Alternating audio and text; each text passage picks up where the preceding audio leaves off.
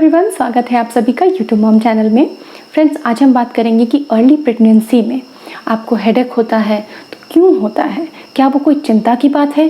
क्या उससे आपको या बच्चे को किसी तरह का खतरा है? और अगर नहीं है तो हम उस हेडेक को कैसे ठीक करें, इसके लिए क्या आसान घरेलू उपाय हम फॉलो कर सकते हैं। तो वीडियो को पूरा देखें और पूरी जानकारी लें। सबसे पहले हम जानेंगे उन कारणों को जिनकी वजह से अर्ली प्रेगनेंसी में हमें हेडेक होता है। तो फ्रेंड्स, सबसे पहला रीज़न है हार्मोनल सर्ज। जैसे ही आप कंसीव कर लेते हैं 2-3 हफ्ते में, 4 हफ्ते में बहुत तेज़ी से हार्मोनल चेंजेस बॉडी के अंदर होते हैं और एक सर्ज, एक पीक आता है हार्मोन्स में, और ये काफ़ी हद तक रिस्पॉन्सिबल है हेडेक के लिए। दूसरी बात कि जब अर्ली प्रेगनेंसी होती है उस स्टेजेस में बहुत लोगों को लो फील होता है, थकान महसूस होती है, वॉमिटिंग आती है। इस वजह से शरीर में कमज़ोरी आ जाती है और कमज़ोरी आने की वजह से हम बहुत कम एक्टिविटी कर पाते हैं, ज़्यादातर लेटे रहते हैं, पड़े रहते हैं। इस वजह से भी हमें हेडेक की प्रॉब्लम होने लग जाती है। हेडेक के साथ ही आपको ब्लर दिखना, कभी कभार ऐसा हो कि आप चल रहे हैं, चलते चलते आपको बिल्कुल डार्क सा हो जाए, आपको ब्लर दिखने लग जाए, आपको ठीक से ना दिखे, या फिर डिजीनेस, थोड़ा चक्कर आना, ऐसा भी सामान्य है। ये कोई डरने वाली बात नहीं होती है। इसके अलावा अर्ली प्रेगनेंसी में जो बहुत सारा डिस्कम्फर्ट होता है उसकी वजह से थोड़ा स्ट्रेस भी एक होने वाली माँ को हो जाता है, और वो भी एक कारण होता है हेडेक का। डिहाइड्रेशन।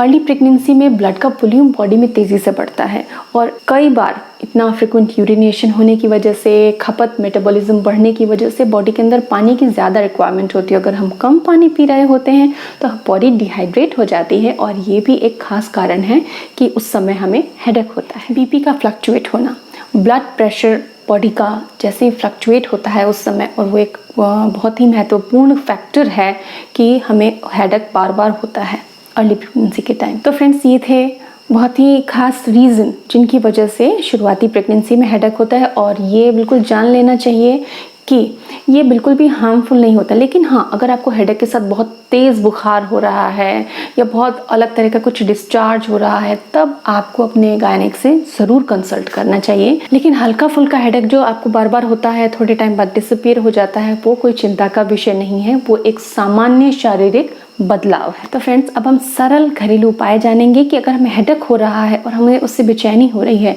तो हम इमीडिएटली उससे राहत कैसे पाएं।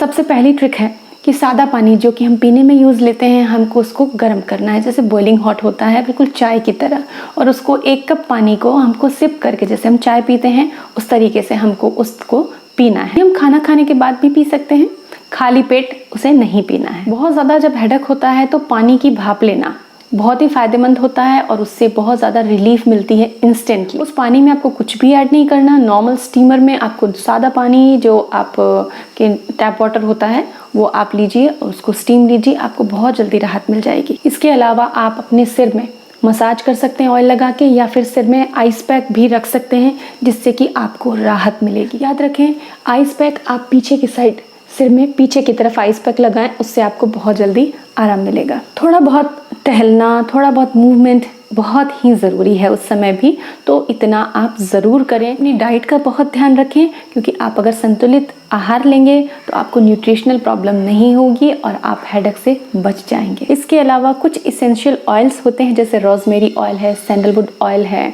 इसी तरह के लेवेंडर का ऑयल है, जो आपको अच्छा लगता हो उसको आप यूज़ करें तो आपको उस समय वो खुशबू बहुत ही रिलीफ देगी। तो फ्रेंड्स, ये बहुत आसान सरल घरेलू उपाय हैं जिनको अगर आप फॉलो करेंगे तो अर्ली प्रेगनेंसी में या सेकेंड या थर्ड ट्रिमेस्टर में भी अगर आपको हेडेक की प्रॉब्लम हो रही है, बार बार हो जाती है अगर, तो उसमें आपको बहुत ही जल्दी आराम मिल जाएगा। अगर आपने अभी तक भी यूट्यूब मॉम को सब्सक्राइब नहीं किया है तो चैनल को सब्सक्राइब कर दें और नोटिफिकेशन बेल को भी ऑन कर दें, ताकि डेली के नोटिफिकेशन आपको मिलते रहें।